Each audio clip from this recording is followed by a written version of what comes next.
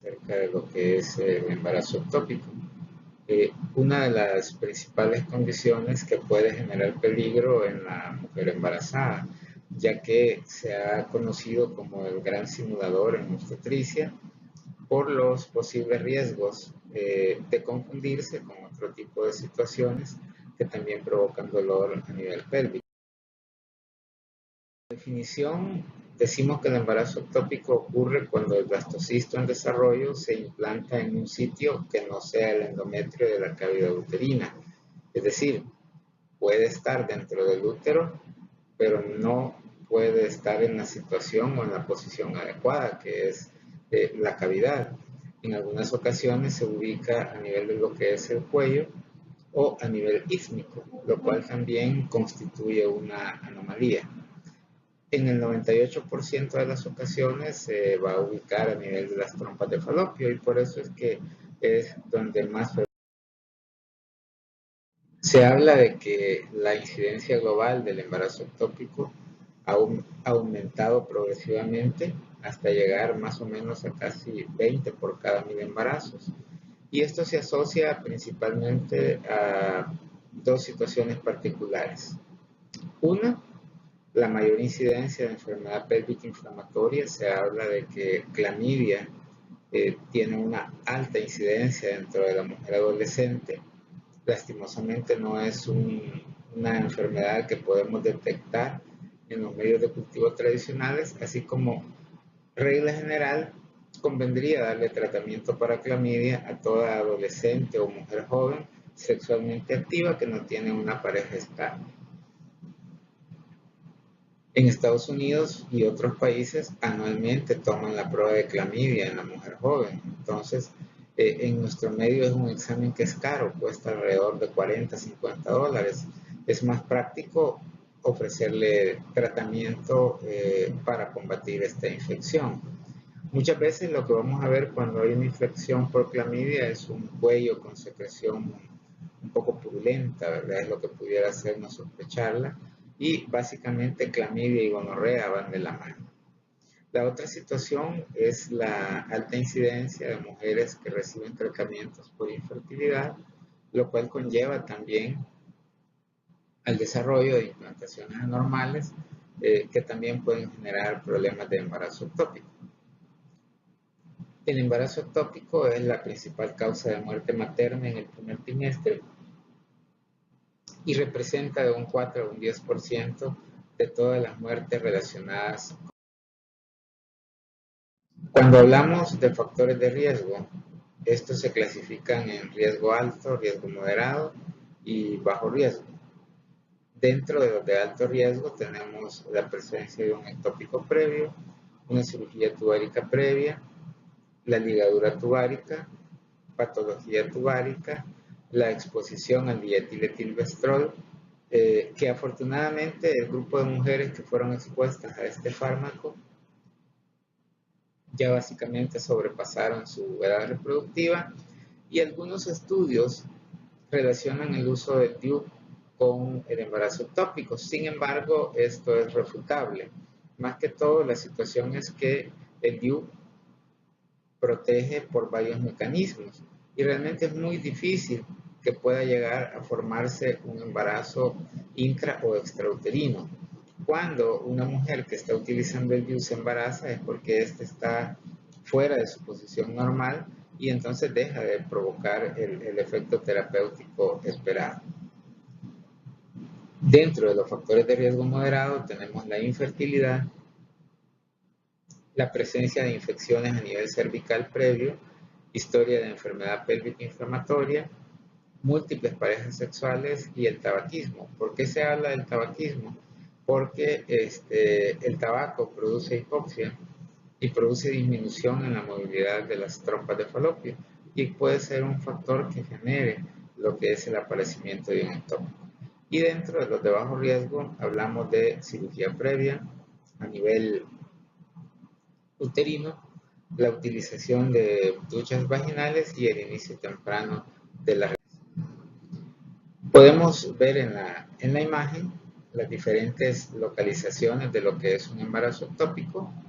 El embarazo ectópico cervical que anteriormente era manejado con histerectomía. Sin embargo, hoy tenemos algunas otras opciones, como es el manejo médico con el metrotexate o incluso la realización de un legrado y posteriormente un cerclaje cervical para amarrarlo y evitar que el sangrado sea muy profuso. Tenemos también lo que es la localización intersticial a nivel de la inserción de la trompa. Tenemos la ubicación a nivel del ovario y las diferentes ubicaciones a nivel de la trompa, ístmica, ampular o ampollar y a nivel del infundíbulo. Usualmente la ubicación más habitual del embarazo ectópico es a nivel de la ampolla y es donde se dan la mayoría de casos. Y tenemos un grupo que es el embarazo ectópico abdominal. En este el huevo cae en medio de los intestinos, la placenta se adhiere a los intestinos y por supuesto comienza a proliferar de una manera desordenada. Eh, Ninguno de las diferentes localizaciones tiene un buen pronóstico. Sin embargo, sí ya se ha visto anecdóticamente el caso de embarazos abdominales que pueden incluso llegar hasta el término de la... En cuanto a incidencias, dijimos el 98% de los embarazos ectópicos se dan a nivel de la trompa, el 70% a nivel de la ampolla, un 12% ítmico, un 11.1% a nivel de la fimbria, un 3.2% a nivel del ovario, un 2.4% a nivel intersticial y un 1.3%. Cuando hablamos de la patogénesis del origen del embarazo ectópico, podemos hablar de una mezcla de situaciones que retrasan o impiden el paso del ovocito fecundado hacia la cavidad uterina. Pudiera ser problemas en la movilidad de las trompas por infecciones crónicas, por adherencias por cirugías previas o por alteraciones propias de la motilidad tubárica o factores inherentes en el embrión que resultan en una implantación prematura durante el parto. El aborto o el embarazo ectópico dentro de su historia natural puede tener varias vías. Si se encuentra ubicado a nivel de la trompa,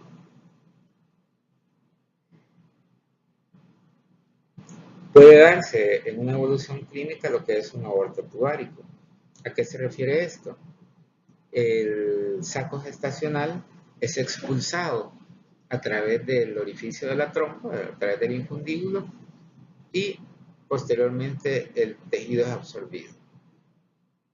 En la mayoría de ocasiones comienza a crecer dentro de la trompa hasta que ya el espacio no es suficiente y se produce lo que es una ruptura tubárica.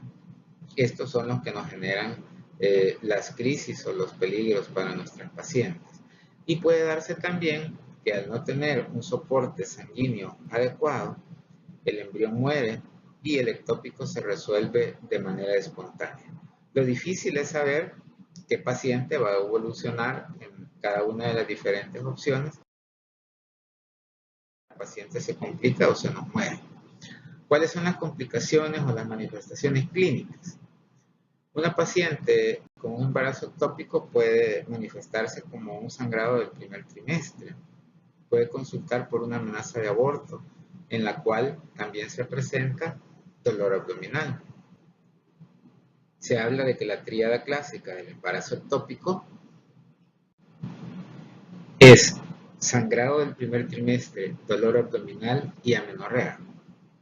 Sin embargo, hay que tomar en cuenta que no todas las pacientes con embarazo ectópico van a presentar amenorrea, porque en muchas ocasiones los niveles de gonadotropina no son suficientes o no alcanzan en una cantidad suficiente lo que es el torrente sanguíneo materno y pudiera ser que no se inhiba la menstruación o pudiera ser una amenaza de aborto lo que la paciente esté presentando. Entonces hay que tomar en cuenta las características propias del ciclo menstrual, si ha sido regular, si fue específicamente en la fecha que le correspondía y las otras características asociadas a este tipo de sangrado. Vemos acá una imagen. Este es un embarazo ectópico que se ubica básicamente a nivel del cuello.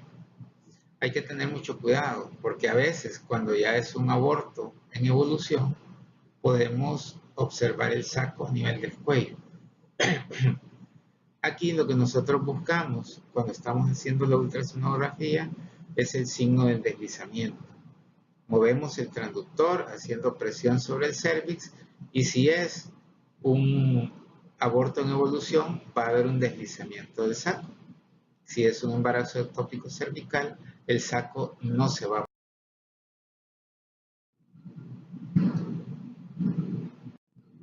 Acá tenemos la placenta de un ectópico abdominal. Como ustedes ven, es un embarazo que llegó a término. ¿Qué tenemos que hacer? Se liga la placenta lo más cerca de la base del cordón y se deja in situ, es decir, no se separa de los intestinos porque esto puede generar un sangrado abundante que incluso termine en la resección de un fragmento del intestino. Lo que hacemos es ligarla, la dejamos ahí y le aplicamos metrotexate para que ese tejido sea absorbido. ¿Cómo debemos hacer el abordaje diagnóstico de la paciente con sospecha de un embarazo ectópico? Pues en un primer lugar debemos de descartar un embarazo en localización normal. La paciente consulta por dolor y sangramiento. Lo primero que tenemos que hacer es estar seguros de que está embarazada. Luego, determinar si el embarazo está en una posición normal adentro del útero, en una posición anormal dentro del útero o fuera de la cavidad uterina.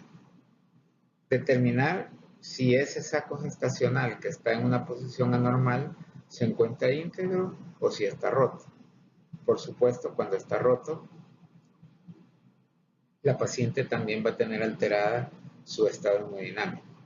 Y realizar pruebas adicionales para orientar más aún el tratamiento.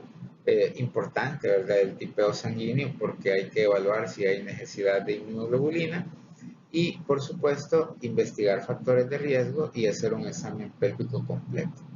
Muchas veces la paciente llega y desde que consulta le decimos ¿cuánto tiempo de vida sexual?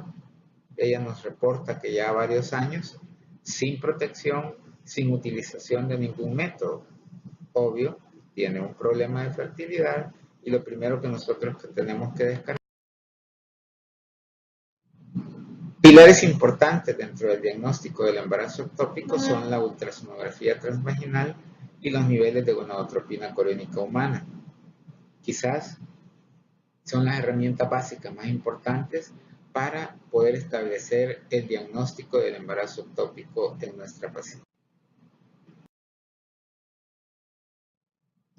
La gonadotropina coriónica humana es muy importante. Recordemos que una mujer puede saber si está o no embarazada aproximadamente entre 7 a 10 días después de la relación sexual en la que ella tuvo la concepción. Hay dos tipos de gonadotropina coriónica, la cuantitativa y la cualitativa.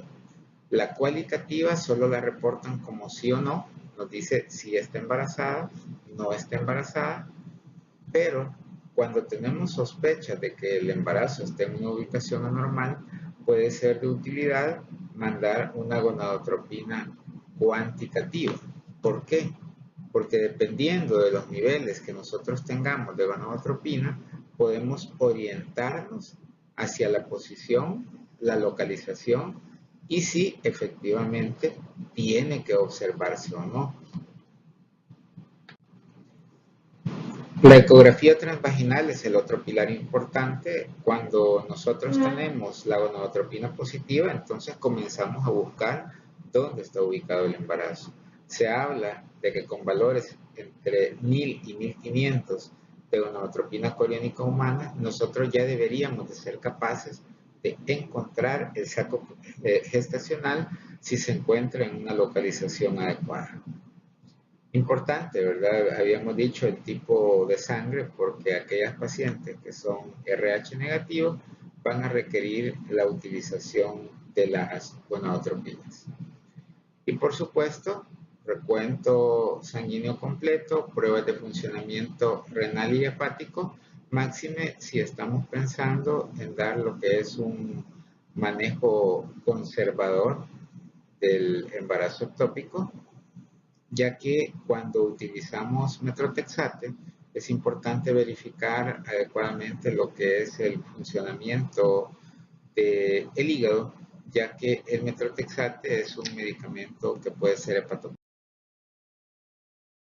Existe el concepto en la ginecología de lo que es el embarazo de ubicación desconocida, es decir, aquella paciente que presenta una prueba de embarazo positivo, pero que cuando hacemos la ultrasonografía no encontramos nada dentro de la cavidad uterina, y es una de las cosas con las que tenemos que tener mucho cuidado, ¿no? Existen tablas para medir el riesgo de que tanto puede orientarse hacia un embarazo ectópico o hacia un embarazo evolutivo. Hay que tomar en cuenta también el estado de la paciente, porque de eso va a depender que yo le pueda dar un manejo ambulatorio o que yo necesite ingresarla para hacer un estudio más exhaustivo. Y por supuesto, hay que saber diferenciar entre un embarazo ectópico y un embarazo que ya no es viable o que ya es un aborto en evolución. ¿Cómo vamos a considerar el diagnóstico de un embarazo de localización desconocida? Cuando 24 días después de la relación en la que hubo concepción no logramos visualizar un saco gestacional. Cuando hacemos un legrado y no encontramos vellosidades coriónicas en el tejido que se manda a estudio. Cuando los niveles de gonadotropina coriónica no disminuyen al menos un 15% en las 12 horas posteriores a un legrado. No quiere decir que a todas las pacientes le mandemos niveles de gonadotropina después de un legrado, pero sí, cuando nosotros estamos con la sospecha y mandamos una prueba de este tipo, pues si ya pasaron más de 12 horas, nosotros deberíamos de encontrar una disminución considerable en los niveles. Y hay que tomar finalmente en cuenta una situación. La evidencia de un embarazo intrauterino no descarta necesariamente la presencia de un embarazo ectópico, porque existe el concepto de lo que es un embarazo heterotópico. El embarazo heterotópico es aquella situación que es bastante rara en la que conviven un embarazo normal adentro del útero y un embarazo extrauterino. Entonces, comenzamos a utilizar lo que son los niveles de gonadotropina coriónica. Si se encuentran por debajo de la zona discriminatoria, los 1.500 unidades que hablábamos, comenzamos a darle seguimiento con las pruebas seriadas. Si se encuentra por encima de la zona discriminatoria, pues tenemos que echar mano de otras herramientas como la laparoscopía, en la cual nosotros pudiéramos documentar adecuadamente la. Como les mencionaba, existe un sistema de puntuación para el riesgo de embarazo ectópico y los parámetros que toma en cuenta son la edad, la historia de un embarazo ectópico previo, la presencia de sangramiento, la presencia de un aborto previo y los niveles de. Asignamos 1, 2, 4, 5 puntos o más dependiendo de lo que encontramos. En cuanto a la edad, 1 si es menor de 18 años, 3 si la edad es arriba de 38 años. Si la paciente tiene un antecedente de un ectópico previo, le damos 2 puntos y 3 puntos si tiene 2 o más ectópicos previos. Si la paciente está sangrando, le sumamos 4 puntos. Si tiene un aborto previo, le quitamos 1 punto. Y si los niveles de gonadotropina coriónica están arriba de 2.000 miliunidades por mililitro, también le restamos 1 punto. En base al total de la puntuación que obtenemos, decimos menos 1 o menos 2, riesgo bajo, la podemos manejar ambulatoria, la mandamos a su casa sin mayores problemas. 0 a 4 es un riesgo intermedio la mandamos a su casa, pero hacemos un monitoreo a muy corto plazo. Si tenemos una puntuación de 5 o más, el riesgo es muy alta y debemos hacer una intervención, una evaluación urgente en la que podamos complementar con ultrasonografía y con laparoscopía para hacer la sensibilidad en algunos estudios de este puntaje ha sido del 25%. Sin embargo, algo que es muy importante es la especificidad, que puede alcanzar hasta un 96%. ¿Qué quiere decir esto? Si yo digo que no hay riesgo de que sea un embarazo ectópico, en 96 pacientes de cada 100, yo voy a ser exacto. Probablemente no me va a servir tanto para hacer el diagnóstico certero, pero sí me va a servir mucho para descartar aquellos que... Luego, pues podemos encontrar las diferentes imágenes que vamos a ver, lo que ya habíamos visto anteriormente. Esta es una imagen que puede confundir al ultrasonografista. Es un pseudosaco, solo es un pequeño acúmulo de sangre que puede falsamente confiarnos en que se trata de un embarazo dentro del útero. Y ya ha pasado muchas veces que estas pacientes pasan al legrado y un par de días después llegan con un cuadro de choque hemorrágico cuando el embarazo ectópico se ha roto. Aquí tenemos diferentes localizaciones, una masa homogénea que puede presentarse en el embarazo ectópico, un saco a nivel de la trompa, la imagen que habíamos visto también del embarazo ectópico cervical, y una situación o condición que está presentándose cada vez con más frecuencia es el ectópico a nivel de la cicatriz de la cesárea. También es algo de atención. Importantes puntos de práctica.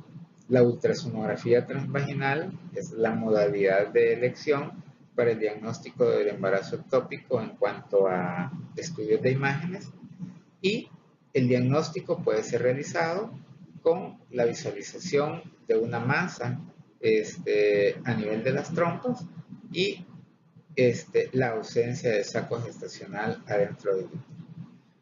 Más del 90% de los embarazos ectópicos pueden ser visualizados en la ultrasonografía transvaginal. Así que este es un examen que nos va a ayudar mucho. Situaciones especiales a considerar cuando son embarazos múltiples. Habíamos hablado de los embarazos heterotópicos en los que puede haber un embarazo adentro y uno afuera, el que se da a nivel de la cicatriz de la histerotomía, y otras situaciones que no son inusuales como el embarazo ectópico.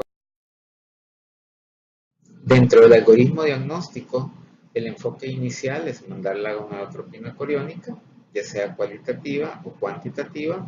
Una vez que tenemos la cualitativa positiva, debemos de pasar al siguiente nivel, que es la cuantitativa, y dependiendo de los valores podemos orientarnos a qué es lo que podemos encontrar en la ultrasonografía transvaginal. Si la ecografía transvaginal hace el diagnóstico o verifica la presencia de la masa a nivel de la trompa, pues con eso podemos sellar el diagnóstico.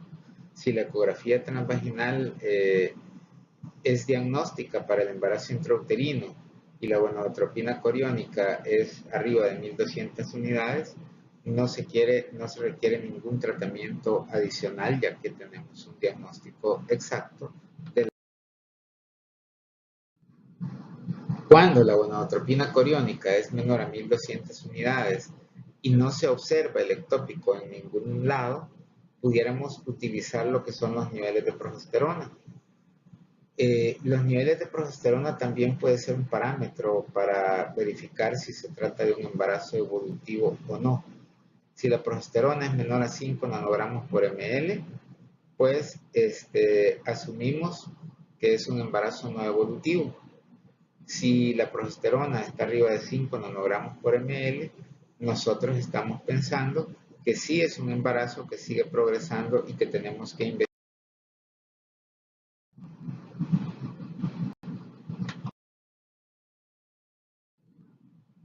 Cuando hemos decidido repetir los niveles de gonadotropina, tenemos que saber que los niveles de gonadotropina aumentan entre un 66 a un 98% en un lapso de 48 a 72 horas. ¿Qué quiere decir? Si yo le he tomado niveles de gonadotropina coriónica en sangre, si por ejemplo este día tiene 800 miliunidades de gonadotropina y yo la tomo en 2 o 3 días, yo esperaría que tenga aproximadamente 1400, 1500.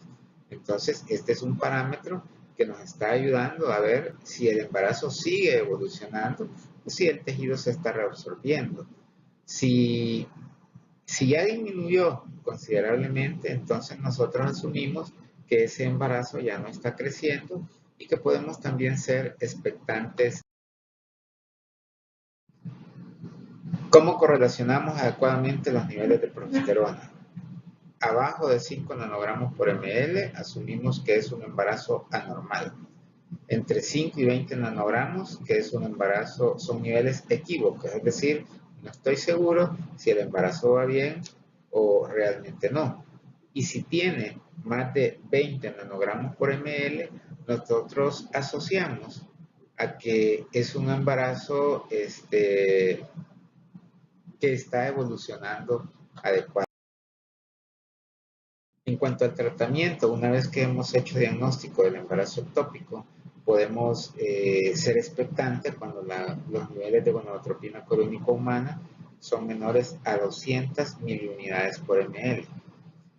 Podemos dar un manejo médico, ya vamos a ver cuáles son los requisitos para eso, o podemos adoptar un tratamiento quirúrgico.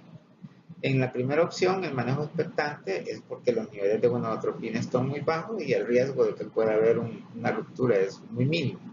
Para el tratamiento expectante, tenemos que tener la certeza de que no hay un saco gestacional o que no se observa una masa extrauterina. Para el manejo médico, la paciente tiene que estar hemodinámicamente estable, tiene que estar dispuesta a cumplir con el seguimiento y la observación y se recomienda que los niveles de gonadotropina coriónica estén por debajo de 5000, que no tenga actividad cardíaca fetal y que el tamaño de la masa donde se ha diagnosticado el embarazo ectópico sea menor de 3 a 4 centímetros. ¿Cuál es la dosis que vamos a utilizar? Puede utilizarse a dosis de 50 miligramos por metro cuadrado o 1 miligramo por kilogramo de peso. Cualquiera de las dos opciones es adecuada para manejar este tipo de pacientes.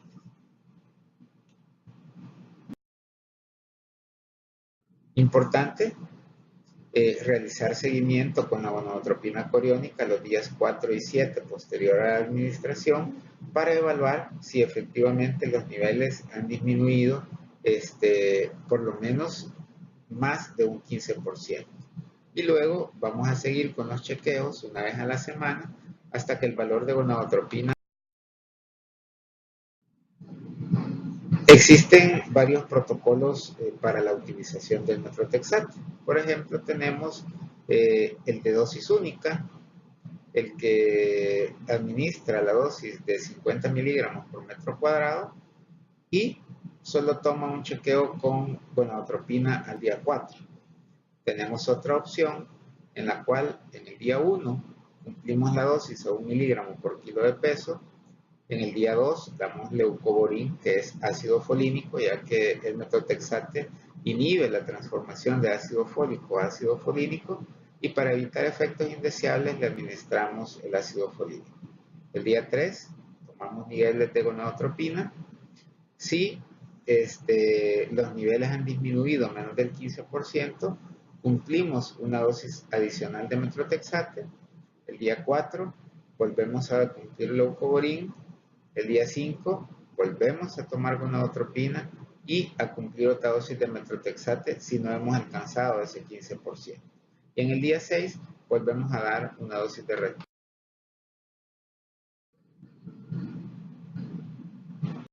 En el esquema de dosis única volvíamos a tomar un chequeo a los 7 días, ¿verdad? No era tan seguido, pero en el esquema de dosis múltiples volvemos a tomar niveles de gonadotropina al día 7 y pudiéramos aplicar una nueva dosis. Por supuesto, este esquema de varias dosis tiene más posibilidades de efectos secundarios. Entonces, el que más se recomienda es una o dos dosis adicionales. ¿Cuál es la posibilidad de éxito dependiendo de los niveles de gonadotropina que la paciente tiene? Se habla en este estudio reportado, cuando la gonadotropina era abajo de 1000, de 133 mujeres que fueron tratadas, hubo éxito en el 99% de los casos. Solamente falló el tratamiento en 2 mujeres. Cuando estaba entre 1000 y 1999, hubo éxito en 51 pacientes y falla en 3, lo cual dio un éxito del 94% y una falla del 6%. Cuando estaba entre 2000 y 4999, se alcanzó una tasa de éxito del 96% y una falla del 4%. Y aquí vemos por qué se solicita que tengan menos de 5000 para dar este tipo de manejo, ya que cuando tiene más de 5000, la tasa de éxito cae al 86% y arriba de 10.000 cae hasta un 82%. Precauciones durante el tratamiento médico del embarazo ectópico: evitar las relaciones sexuales, ya que esto puede provocar que se rompa el saco gestacional. Evitar los exámenes pélvicos durante la vigilancia, ya que también la compresión bimanual puede hacer que se rompe. Evitar la exposición solar, porque puede originarse una dermatitis por metrotexate. Evitar los sedimentos y vitaminas que contienen ácido fólico, porque realmente esto no se va a procesar. Y evitar los fármacos antiinflamatorios no esteroidales, porque pueden generar interacción con el metrotexate y pueden causar supresión a nivel de la... Y luego, por último, tenemos lo que son las opciones para el tratamiento. Vamos a hablar que vamos a someter a cirugía a aquellas pacientes que están hemodinámicamente estables, es decir, cuando el embarazo ectópico ya se rompió, o que no cumplen los criterios para dar un manejo médico, o cuando se vaya a dar un procedimiento concomitante, como por ejemplo la esterilización quirúrgica. Aquella paciente en la cual el manejo médico fracasó o que tienen una contraindicación para la utilización. El abordaje idealmente debería de ser laparoscópico. No deberíamos estar laparotomizando pacientes solo por el manejo de un ectópico. Sin embargo, esto dependerá de la accesibilidad o disponibilidad que nosotros tengamos la laparoscopía. Hay diferentes opciones. Puede ser una salpingectomía, que es quitar la trompa, o una salpingostomía, abrir la trompa, extraer el embarazo ectópico y pues dejar la trompa en su lugar. Aquí vemos en la imagen, se hace la incisión por la cual se va a el embarazo ectópico y tenemos la opción de dejarlo abierto y que por sí solo él vuelva a cerrar, o cerrarlo a través de pequeños de la trompa. Aquí tenemos una salpingectomía en la cual extirpamos el pedazo de la trompa. Igual la imagen donde hemos retirado lo que es la trompa y procedemos. Muchas gracias.